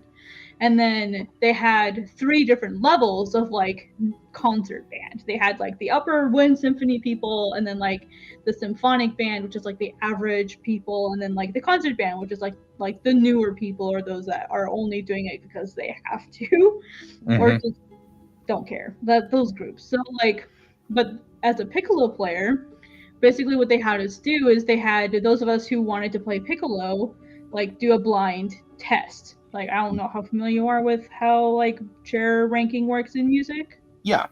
Okay, yeah. So it's the same thing that Malcolm Gladwell was talking about with getting rid of bias. Yeah, that's exactly what it's for. So basically what they did is they put us behind a wall so that you couldn't see who was playing. I won, I ranked the highest in the blind test. Which shouldn't be a surprise considering like in my old school, I'd been in honors bands, I'd been in like the symphonies, the theater, like the pit crew band, like marching band, like piccolo was my thing, and I'd been doing like double and triple A solo, so like I was pretty good at it. So I wasn't shocked that I placed higher. And then like a few days later I saw the ranking had changed, and they had given their piccolo player the high level band seat. Yeah. Even though I beat her in the blind test. And when I asked the director, I'm like, why did you do that? Like, I have a photo proof showing that I was supposed to be in the Wind Symphony. He says, well, she has a better quality piccolo, and we know her better. She knows us better. We need a piccolo player who knows us. Yeah, that. I'm like, this is my 6th year on piccolo. It's my 6th year on piccolo. It is her 2nd. Like, I'm very clearly the better player, and I won that fair and square. and that was sort of like my first experience with this. With the I bias. Yeah, the bias. I was like, I was naive enough to go, well, I won. Right. Why would you cheat me like that? And I was here's what made it even worse. I think me going to the director made it worse, because initially I had been given the top chair in the middle band. Well, the next day I was second chair. Right. You were knocked down too. And what made it worse is when it comes to flutes and piccolo, the top ranking flute gets the piccolo spot if they want it. And then it goes down the chain until somebody wants it. Well, the girl who was put ahead of me wanted the piccolo. So I never got to play piccolo in my senior year. Yeah, that's I brutal. hated flute. I hate flute. I hate it. But I like piccolo, which is hilarious. But I went through it. I finished it. By golly, like I finished it. And then by the end, I got the last laugh though. By the end of the year, I got the last laugh, because at the end of the year, the Wind Symphony, like the high level band, their spring concert, they just happened to play my favorite song that I played with my old band. So they just happened to play the same piece, and that's Undertow by John Mackey. Mm-hmm. And it has a really fun like beat. It's a 1 2 1 2 3 1 2 1 2 3 1 2 1. So it alters. It's a very, very fun time signature. And so there's a piccolo solo in it. And during the concert, when the time came, silence. And I went, yes. That's what you get for putting a rookie piccolo player in there. And like, I hate being bitter, but like, On the same token, like, yeah, like the one friend that I had in school was like sitting next to me. She was also a flute player, and she says, "Kat, don't say anything." And I'm like, I don't have to. I don't have to. We all know what just happened. Yep. So that was. So I hate being bitter, but it was frustrating. It was like that was my thing, was being the piccolo player. Like I was like immature enough to like make that my whole personality back then. Sure. You know, like I've grown out of that, but like still it was frustrating to have like that one thing that I was really good at, because I wasn't drawing at the time. I didn't have art as like a thing that I did. Right. You didn't have that as backup. Yeah, so the only other thing that I had is I was really good at science and math and Spanish. Like those were things I was good at, but they weren't like degrees or paths I was gonna follow other than animal science. You know, like that was an option, but I'd also been considering a path in music. And when I went through this whole experience, I quit music. Like ever since like that last concert, I've never picked up a piccolo again. Oh. I've never picked it up. In fact, like I don't even have my piccolo anymore. I need That's it to school. sad though. Yeah. I mean, that's kind of like, it is in a lot of ways, I'm sure, like the math story that I've got, you know, where I just had a bad teacher, turned me off of math, and now I just absolutely do not believe that I can do math if I tried, sort of thing, you know.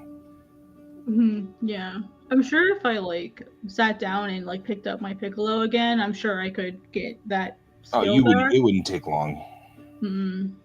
Yeah. But like, and I miss it. I miss it a lot. Like that was my introduction to storytelling. So like my band director, like at my main school, we had the same band director. We had 4 schools at that school. We had elementary, middle, elementary, intermediate, middle, and high. And he taught music at all of them and homeschool. Like he did everything. I don't know what this. He must have had a time turner or something. Yeah, right. But he did it all. And his name was Mr. Crumb, and I will always remember him because he looked like the Pringles man, and his name was Mr. Crumb. I'll always remember him. But what he would do is we would listen to the music with no sheet music. So we would just listen, and he'd be like, okay, like write ideas, like write what you're thinking of, and then like individually, like piece by piece, we would go over like what the composer's notes were, what their like intentions were, like what the story is of the song, and like the most or like original playing that he could find, to see like what the piece used to be versus all the different renditions of it over time, like its debut playing if he had a copy of it or if he could find one, or whatever he deemed the best play through of it was. But yeah, so like I learned, but anyway, what we would do is we would go through each song measure by measure and like make a story of all the songs that we chose for that particular concert. And so like that was my introduction to storytelling, was music, not writing, not like normal English. Right. So, like, I've continued to keep that with me through learning animation and doing comics and like understanding rhythm and pacing and like the emotions that go behind that. Like, I still use like the sound of storytelling in my comic work. At least I try to. So sometimes I wonder where Mr. Crumb is. I know he's retired, but I don't know anything else other than that. But yeah, I miss music a lot, and sometimes I wish I could find a band to go play with. But with what time? Right. Well, and maybe that's something that is later in your life. Yeah. Maybe that's not today's piece of your. That's not today's story of your life, if you will. Maybe that's tomorrow's. I've thought about making a manga about playing music. Sort of like telling that Rule story, 36. Maybe. Rule 36? Yeah. So you know what Rule 34 is, right? Yeah. Rule 36 is if it exists, there's an anime of it. Oh. Yeah, probably. I'm sure there's something out there like it. Totally, like that's something that I discovered was that, that happened really. I decided that whenever I finally started watching Tsurune, which is all about Kyudo. And I'm like, really? Oh, yeah, yeah. I know that one. Nobody knows about my martial art, yet there's an anime of it. Yeah, that's funny. Yeah, that's true. It's so funny, too, because we were watching it. My kid and I were watching it, and I was actually really pleased because my kid was actually really engaged and watched the whole thing, and I was so proud of them. Because there's a lot of interpersonal stuff and talking and things like that. But it starts out kind of acting very much like Kyudo is just archery, just keep aiming at the middle of the target and stuff. And, and so it was like, I kept watching it going, they never in my dojo mentioned the target at all, except to look at it. You're supposed to but you're not supposed to, they don't even expect you to hit the target. They don't expect that. And so, because it's a Zen thing, it's all about Zen. And so it was like, it was so weird. It was like, and then I'm like, this seems so out of whack with the way I learned Kyudo. And then about halfway through the series, it starts bringing in the Zen elements and all of those pieces that I remember learning whenever I was in the dojo. And I was like, see, now it's starting to act more like, like I was like, the people who wrote this probably weren't in a real Kyudo dojo. I was like, but then as it got further along, it was more about the calming of the spirit, calming of the centering of the body, and relying on the feel and the position of your body rather than relying on where your eyes are looking on the target and stuff like that. And I was like, that sounds more like muscle memory. Yeah, like once you find it, replicate that and center yourself. Yeah. So that was cool. It was nice to see, and I enjoyed it, and it was nifty. But yeah, that started my Rule 36. Rule 36 is if it exists, there's an anime of it. So, just saying, it seems perfectly reasonable for you to do an entire manga about Piccolo playing. Because you just fit right in on Rule 36, right there. Like, yeah, like that one Piccolo player. Oh my god, that's me! I play Piccolo too! Something like randomly obscure, like Piccolo Right? playing. It'd be so funny. Oh, how did I miss this one? How did I miss that? Ooh.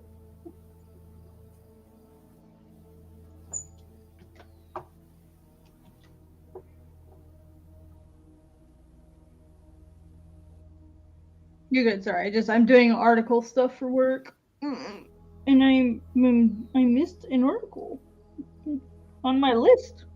Hundreds and hundreds and hundreds of like blogs that I'm going through right now. Mm-hmm. Yeah. And I missed one.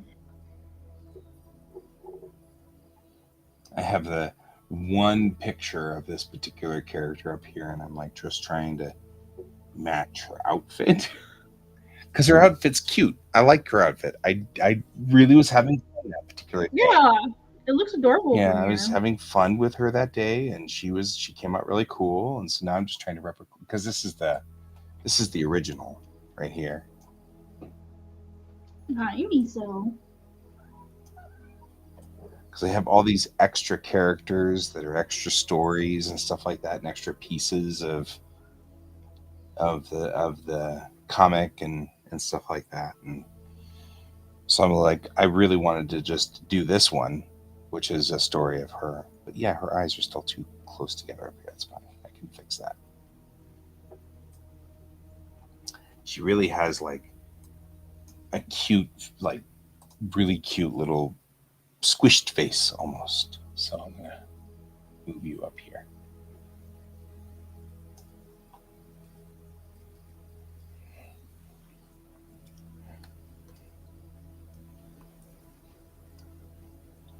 Yeah, so I wrote this story a while back, and I really like it. And it was just one of those things I got a wild hair one morning and didn't really want to work on work.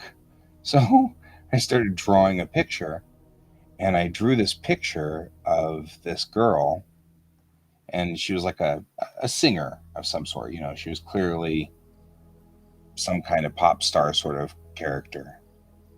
And so I started kind of drawing her and sketching her, and then since I was live feed streaming, I was talking to Brent, and we just sort of developed this story about her.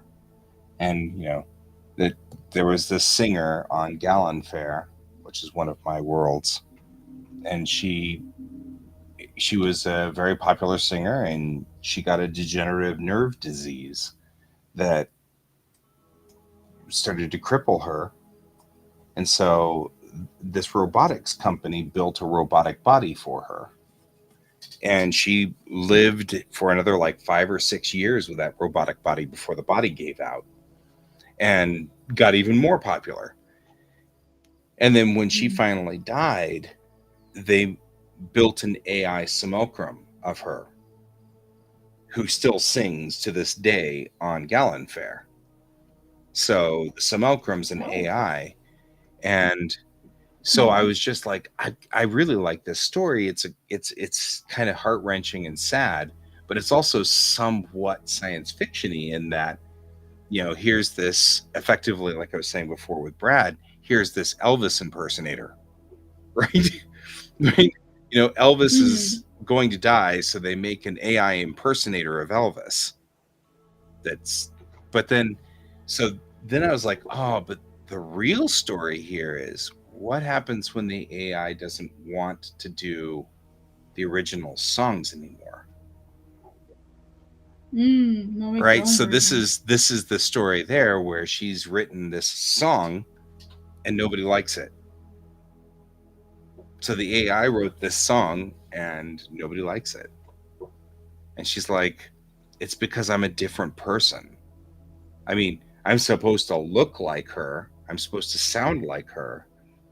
But I'm an actual different life form. Yeah.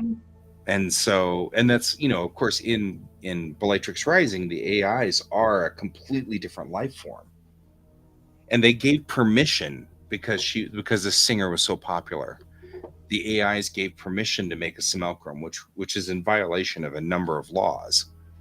But this, this particular character was so beloved and um, so loved by everyone that the AIs allowed one breach of that law. But the problem, of course, is that she can't create new songs because she doesn't have the magic. Right, yeah. She's not actually that being. Yeah, she's not actually the person. And that's what this little 4-pager is about. But it was really hard to shove all that information in here. I bet, yeah, and just such a short thing. Yeah, I've got only 4 pages to kind of go through this, Mm-hmm. And so, but yeah, that's what I'm trying to do is it's just this little 4-pager of, here's this girl, or at least a simulacrum of a girl, who is just trying to write her own work, and she can't. She just doesn't. It's not the same. It doesn't inspire people, and it doesn't make them. And it's interesting because I can even go further with this if I really wanted to. Why? If anybody has the expertise on the original's music, it would be this simulacrum. This AI would be the one who knows more than anyone the heart and soul of these songs. And so I find that fascinating. I also find it somewhat statementy to current stories about AIs and stuff like that. Mm-hmm. Yeah. Yeah. Did you see that there was a video on Twitter? So maybe you haven't seen it, but this guy was he had like this weird AI plugin or something added, and he was drawing on the left side, and on the right side the AI was creating a finished detailed piece based on the loose rough sketches that he was making on the left hand side. Mm-hmm. So it was like the AI was like live editing his work. Oh God, that's just wrong. So scary. Yeah, like basically like the version that he made looked like an MS Paint version of like what the AI made, which like which is fine. Like that's a pretty neat tool. Sure, that's a really fun toy to play with. But like, like this person is like actually really good artist. And so Right. it was like all your the AI is literally just like feeding in, like it looked like the same AI stuff. Like it's the exact same thing. Like it basically took his work and sanitized it. And he's like, look how cool this is. And I'm like, but it doesn't look like your work. Right. Yeah. Oh, that's so weird. Yeah. And terrifying. And really freaking terrifying.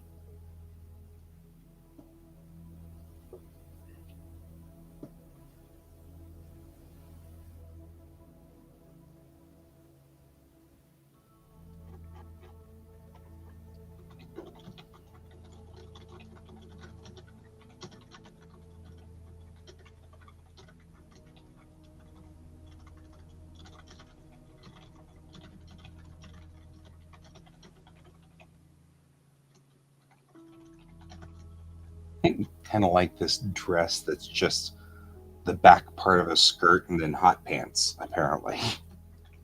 I'm like, okay. I don't know. I was sketching over here on this other one. I was like, I'm just going with this. I don't know where I'm headed. And now I'm looking and I'm like, okay, so she effectively just has like a skirt with hot pants. I'm not exactly sure how we got here, but okay. It's like, well, right. It's a little weird, but whatever. I'm trying to make it look space agey.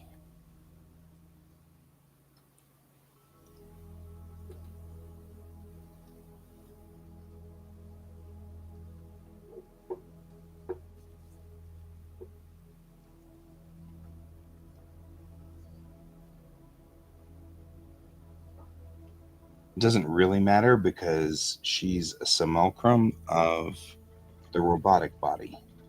not the actual body. And the robotic body was somewhat transparent. So, like, you could see through her skin to the robotic pieces inside.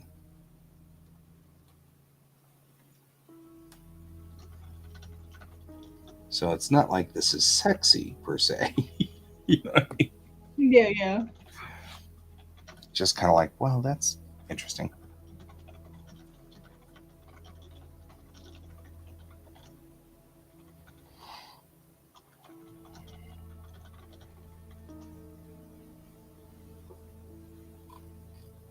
I don't feel like I'm capturing the essence, though.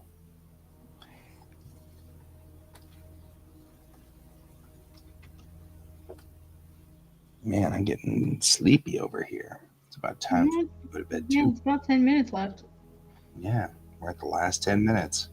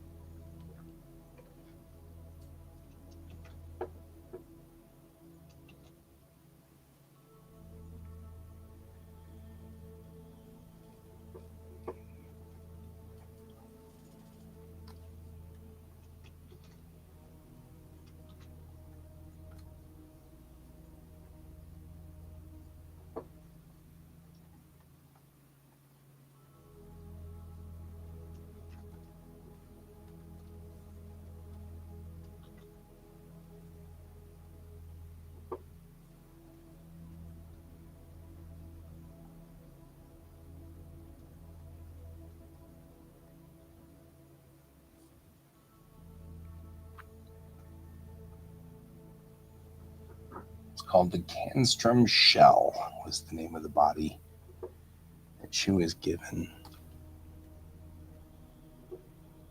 for, Very pretty. in the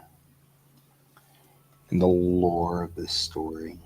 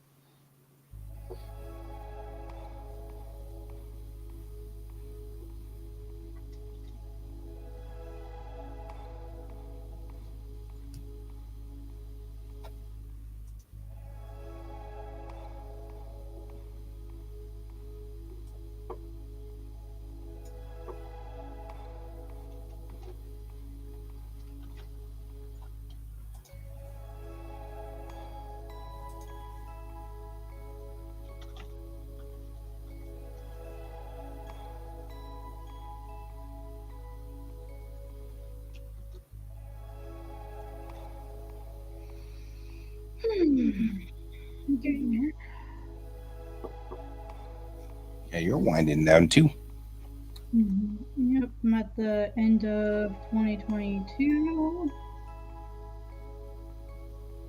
basically, like, I realized that when I was going through and doing some, like, auditing, I realized that I had missed a bunch of articles, and a lot of things weren't marked as, like, the correct type of blog.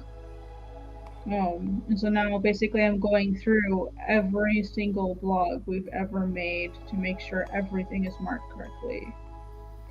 And I'm going through all of the features.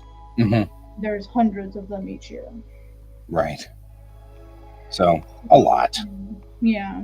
So there's a minimum of 100. Some years there are 150. This year there's probably closer to 200. Mm-hmm. By the time we're done, or closer. Well, it'll probably be closer to. Let's see.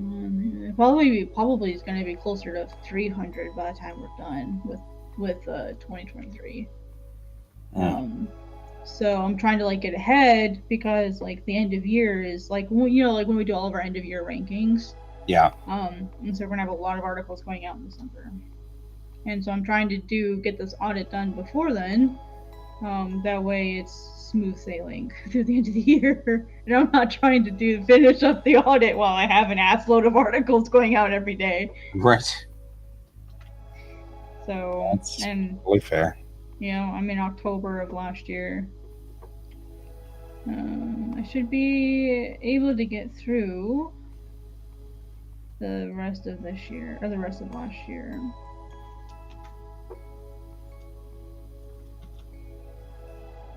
Trending.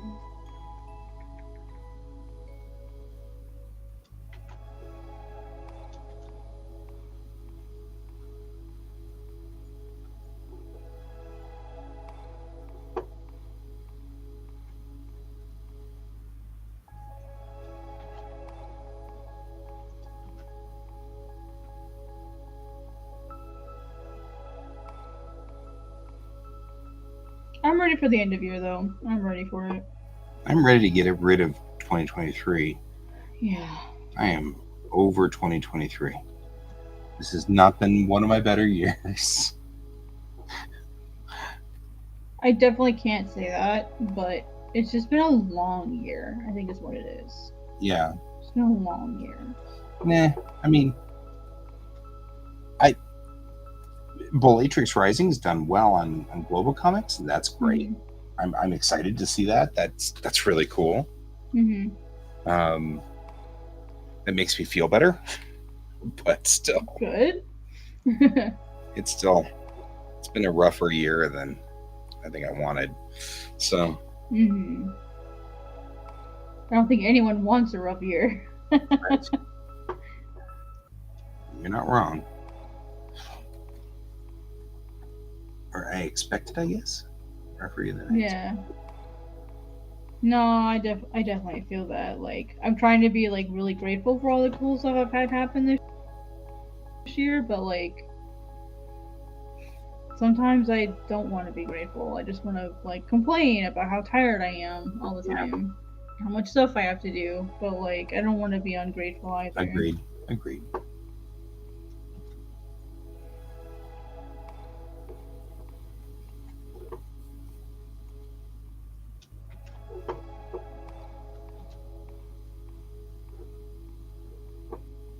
Sometimes, though, I want to be. Sometimes I just want to complain about shit.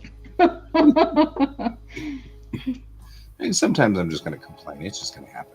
Yeah.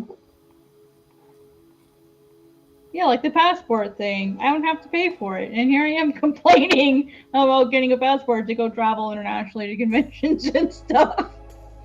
And here I am complaining. Like, oh my gosh, what a first world problem.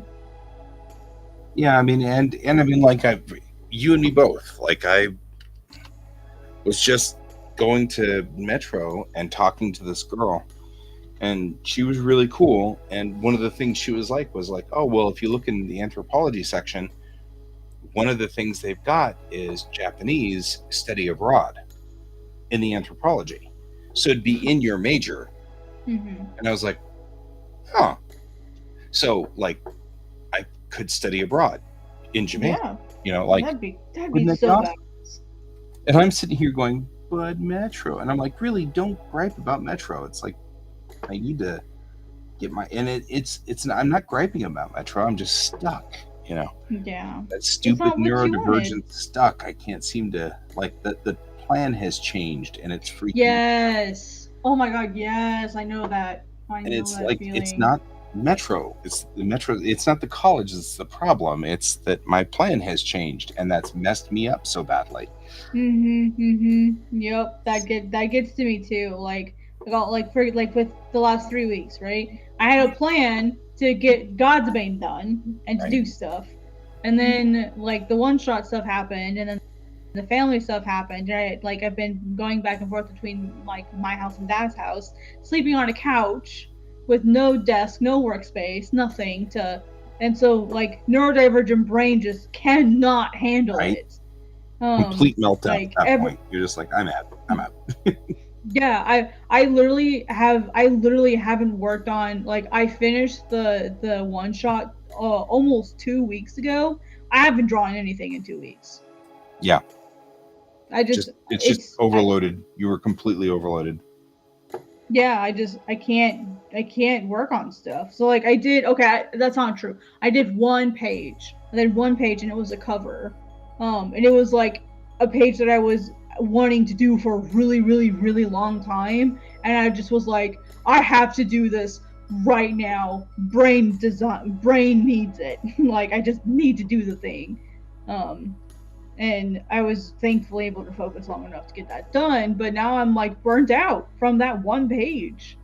It was just a little drawing and I'm all burnt out now, and I'm like, okay, I guess I'm just gonna sleep now. And I slept 9 hours last night, which is unheard of for me. Unheard of for a lot of us. I never sleep that long. Yeah, we don't do sleep very well, do we? No, like I'm lucky to get 6 hours of sleep. Like to get 9 is crazy. Right. So yeah, like brain just got messed up. Like, and I'm like, how long am I gonna sit here and sulk about it before I get back to work? And like my workspace is now messed because I had to take my laptop with me to my dad's house, and like my workspace at home is taken apart. I have to put it back together. Like my house is dirty because it's been like sitting here for 2 or 3 weeks with me not here. So like I'm just all kinds of right. Yeah, it's frustrating. So I'm like, just get through to the weekend. You don't have to do it right now. Wait till you get to the weekend. That way you can spend all day Saturday fixing it. That's probably what I'm going to end up doing all day Saturday too. And laundry. Our washer is broken. Yeah. And so I have to go to the laundromat temporarily. Mostly, I need to it's go. Like Mariah was going to get a new washer. And I was like, I think it's just slipping a belt. It's an older washer, so I feel like it doesn't have that many pieces to it. So I'm gonna wait for my buddy, my best bud. He's right now deployed to Japan, but deployed. Oh. So he comes back from deployment Friday. So I figure he and I will just tilt the washer over on its side and look at the belts in the bottom and see if it's slipping a belt. But until then, I have to go to the laundromat, which is fine. There's these cool people at the laundromat, and I was actually kind of having fun talking to people, but that's me. And so that was kind of cool, but it does mean that that's my Saturday job. Yeah. And so, or my Friday job. I don't know. Probably my Friday job, just so that I don't have to deal with crowds. And then that, because I have to wash all of my work shirts because I'm working Sunday, Monday, Tuesday, Wednesday, Friday. Oh, yeah, you're not going to have a chance to go again. Yeah, so I'm not going to have a chance. That's 5 straight days. Well, not totally 5 straight days because I'm not working Saturday again. But, yeah, so I'm working. So I need to make sure I have all 5 of my work shirts cleaned so that I can change. But it's going to be a run. Yeah, that's kind of how I feel with Saturday. It's like, all right, like what can we do until then to try to get a head start on some of these things? Like today, I cleaned up all my counters and like I finished all my dishes. Like the dishwasher's ready to go tomorrow, so at least I'll have all the dishes already done because that's easy.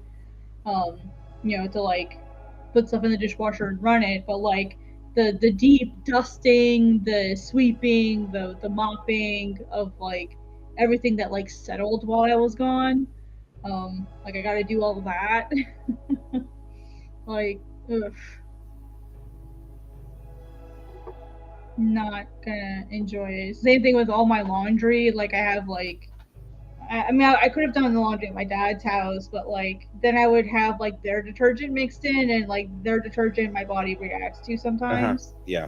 So like I would so like I would come back to my house to like go get more laundry instead of just washing it there. Like I didn't want to come here wash my laundry here and then like take it back to my dad's house, so I just kept coming back to like get more clothes occasionally. And so now I have all this laundry I have to do. Right. Yeah, I have to clean. if I could body clean up my- double with you to laundry, then we could both go do laundry and just draw and talk. But no, Yeah. alas, that'd be a hell of a drive to come out here. I mean, you could if you really wanted to. Yeah, I mean that'd be a really expensive batch of laundry. Bad batch of laundry, but yeah, could be fun. Who knows? Yeah, I actually do need to go to the laundromat though, so I can wash my blankets. The washer dryer here is one of like the compact ones that stand on top of each other. Yeah, I like. So there's too small for my blankets. Yeah.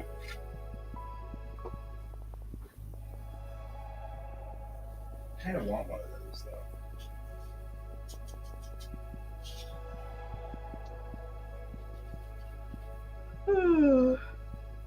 Tomorrow, however, I don't have anything really planned to go anywhere. That's good.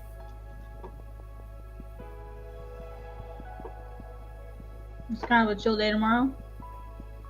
I mean, I have a lot of work to do, but it's here work. Like today was running around. I had a tribe meeting. There's this group called Tribe, which is just small businesses that get together and try to network and stuff. So we had a tribe meeting, and then after the tribe meeting, I went straight to Metro, and then after Metro, we had kiddos appointments that had to be done back to back, and then after that, we came back to just watch one episode of Loki, and that's all we could afford before poof, I'm back on stream. And so it's been one thing after another, and so I'm kind of looking forward to tomorrow being kind of laid back. And all I really have to do is just draw some, write some, and then I can, maybe nap in the afternoon or something ridiculous. Like, who knows? I like that. But like nothing stressful. Yeah, It's good. super stressful, and that's cool. So, Stressful, not good. right? So like, it's cool. Anytime I just have drawing on my tablet or my docket, I'm pretty pleased. I'm going to miss that when I go back to school, because school is not an art school this time. I'm going back to do something completely different that's not art related. And so I don't have. Yeah, I'd be really busy. Yeah, so I'm kind of worried. Like, Like, honestly, like my suggestion would be to like schedule it in. Like, Yeah. like even if it's just like 15 minutes, like here or there, 30 minutes here or there, an hour here or there, like schedule it in and see it as if it's something that like just helps you like calm and rest and whatever, like if you have to set it aside as like rest time. Like other people play video games, some people draw. Right. Like that's what I honestly do, like during my day is I have a Pomodoro timer, yes. and like I work for 50 minutes. I work for 20 minutes, and then I have 10 minutes off. Right. Or, sorry, 5 minutes off. So I get 10 minutes a break every hour, with 5 of it every 25 minutes. So I work 25 minutes, I have 5 minutes off. That way, like I have a minute. Like if my brain just like, oh, I have an idea, or like, oh, I need to like just look away for a second, I can go doodle for 5 minutes and like get back to work. Yeah. That works wonders for me. It's actually a good plan. I think I'll do that. I mean, really, my thought was that, well, and if this thing that I'm doing where I'm, where it works on Whatnot, if that works and I start making decent money, they were saying that the average person makes about 6,000 a month on Whatnot. Well, 6,000 a month would be Wow. great. That'd be enough to cover all That's my bills crazy. and like give me some savings every month. That's gnarly. So if that pans out, That's cool. I mean, and it's kind of like having an OnlyFans, but like, something like that where it starts paying off big if it does hit, without Yeah. all of When it hits, it hits. without me having to take my clothes off, which I don't think can be paid for anyway. So there's that. But I think I would probably still call it my OnlyFans because it's funny. Mm-hmm. I started making about $6,000 a month. Well, how'd you do that? I have an OnlyFans. Just I think that it would be particularly funny just to think about how these people's images that went through their brain for like a split second. And I'm like, you're welcome. Nani? You just gotta sit there and you're like, what? What? It would be really funny. It would be. Let's be real. Really good. Just for the look of confusion, like just that alone would like make it worth it. I know, right? Just that look right there would be just so worth it. But yeah, that would be cool. I mean, like the guys at the con, these are just normal. It's our people. You know what I mean? Like, I'm not saying that our people suck, but like it's our people who, they're our skill level, whatever that is. It's not like we're not talking about professional image artists or DC artists. It's our guys. They're indie level people, and they're able to make income that way. Which means that there is plausible possibility that I could make money out there doing that, and that would be really, really cool. I'd be all into that. Yeah. I would look into something like that, but if this lettering gig goes through, that's going to take up like all of the very little free time that I have between everything else. Yeah, well, that's good to know of. That generating thing, because right now, technically, I don't do anything during the week. I drive but I don't. That's even better. Yeah, I mean, like I drive with my school a little bit, but yeah, the problem is that I'm nervous. Like I was gonna do this. I was gonna start tonight and see, and there just wasn't time. So tomorrow I've got time and no real excuse. Oh, so I see. Nervous, so this is gonna all turn out, I think it's better though. Like it's better to wait until like you feel more confident and you have that time. That way, if it doesn't go as planned, like you're not panicking because like you're already feeling unprepared or stressed. Yeah. Like you want to make sure you're in the best possible mindset when you jump into something like that because you don't know how it's gonna go. So I think that's fair. Like I wouldn't beat yourself up about it. Like I would just be like, okay, cool. I'm not worried. I'm actually not worried about it so much as I notice that I'm kind of dragging my feet a little. It's a new thing. It's scary, especially for neurodivergent brain. Right. I mean, but I'll just get on there and do this, So I'm not horribly worried, but I'm a little worried, but not a lot. I think it's fair though. I think it's fair to be worried. Yeah. But it's not a showstopper worried, and I'm certainly not going to let it affect my abilities or anything like that. I'm just going to get out there and get cracking on it and get started and see what happens. See what kind of trouble I can get into. Thanks for the warning. Somewhere I've got a picture of a DY500, and I really should print that one out because that's one. It was a pretty picture and I liked it, and for some reason I just stopped working on it. I don't know why. And it was about to go to paint, and then I just stopped. What's going on in that one? So I'm going to look that one up and see if I can find that DY500. I've got a Daedalus that I was starting. That's an interesting one. I wonder why I stopped on the Daedalus. That's weird. See, that's the thing is like I really do think that's a niche, working on spaceships. Did I ever show you this wind-up picture I did? I should don't show think you so. the picture. Like a really wild picture. I just love here, take a look at this. Ooh, I love the dynamic Right? of that one. I was so proud of myself on the dynamics of this. That was awesome. Especially Right. just the composition, channeling it to her as well. It just works really, really well. Yeah, it turned out to be an excellent piece. Actually, somebody already wants to buy it. One of my friends saw it and said, I'll buy it. And so I said, I'm going to print it out and do it in watercolors first. And they're like, watercolors too? That's going to be so great. And I was like, okay. Dang. So Look at you. Yeah, but I was like, yeah, but I was just so proud of this. It's just such a ridiculous angle. Mm-hmm. Yeah, that's definitely not something I would. You want to know something even better? No maquettes. What? Really? Really? Damn. I had a reference picture of a girl doing the wind up, and it's off the reference picture. But do you think having worked with maquettes for so long, not for so long, but doing work with the maquettes, do you think that that's helping? You're able to just internalize it better? It could be, yeah. Because I mean, there's the original underdrawing. That's amazing. Right? And I wish I put the actual picture on here because I have to go find the stupid picture, but that's all right.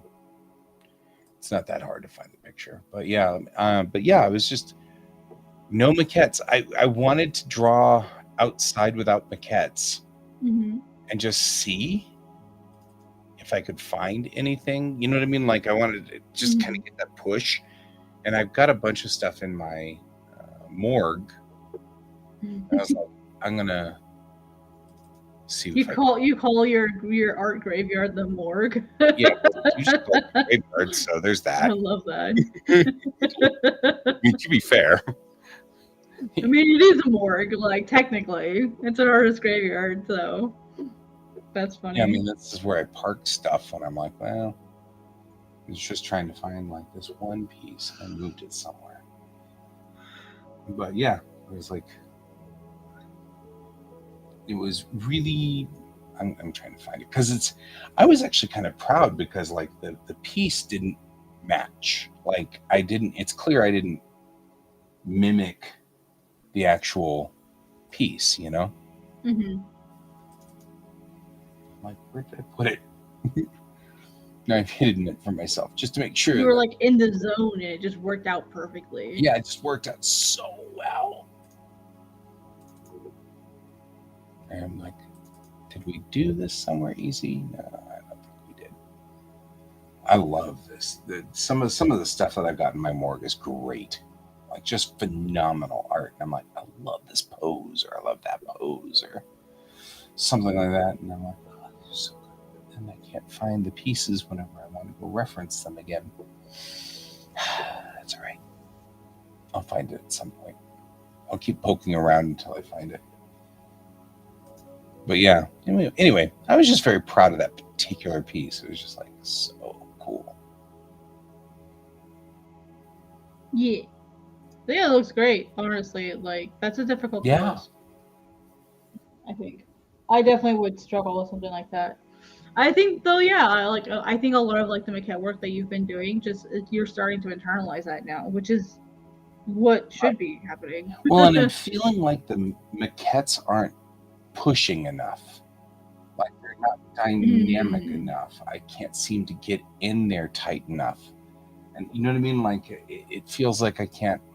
I don't know. I'm just not. It's not coming up the way I want it to. Mm-hmm. Just I know it wasn't one of those. So it's that. I'm kind of glad that I'm kind of moving away from the maquettes. But it is still kind of one of those. It did take a long time to get this piece and I kept pushing it out and pushing it out and pushing it out even more. Yeah. Because I was like, it's not quite there. I need more. When you push this. I find that I have to do that too. I usually have, if I use maquettes, I usually end up having to push it. which makes some sense, I guess. Maybe no, I feel like I didn't know who these people were. Hi, Alfie.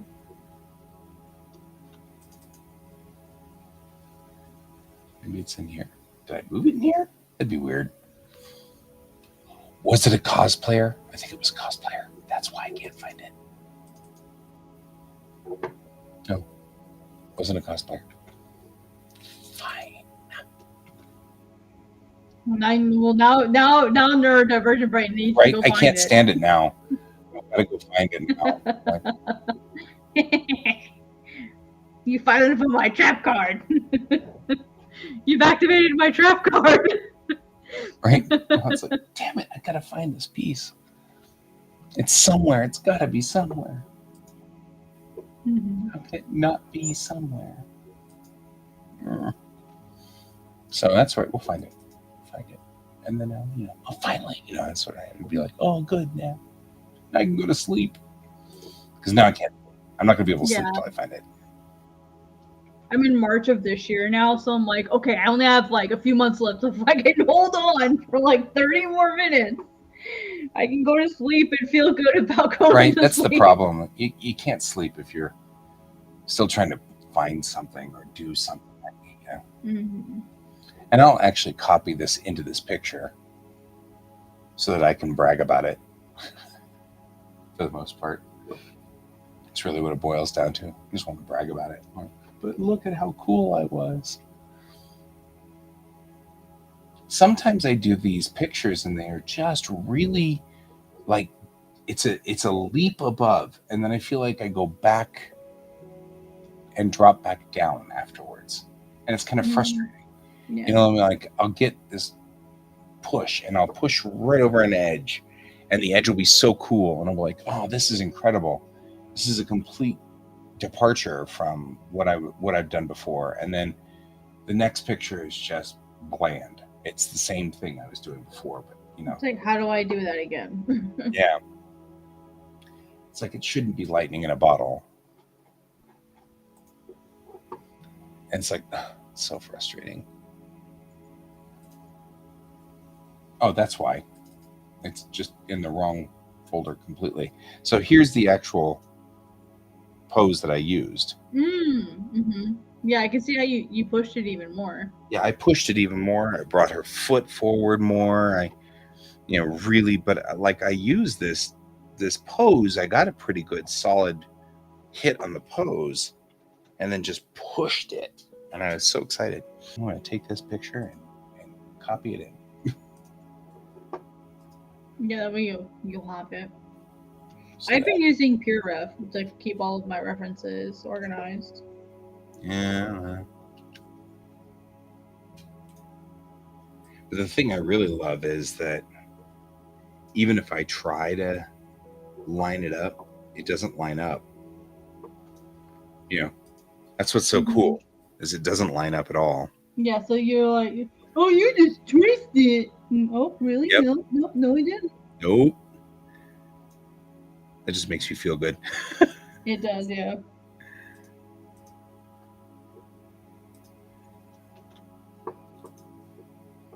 You should head off to bed before you find something else to work on.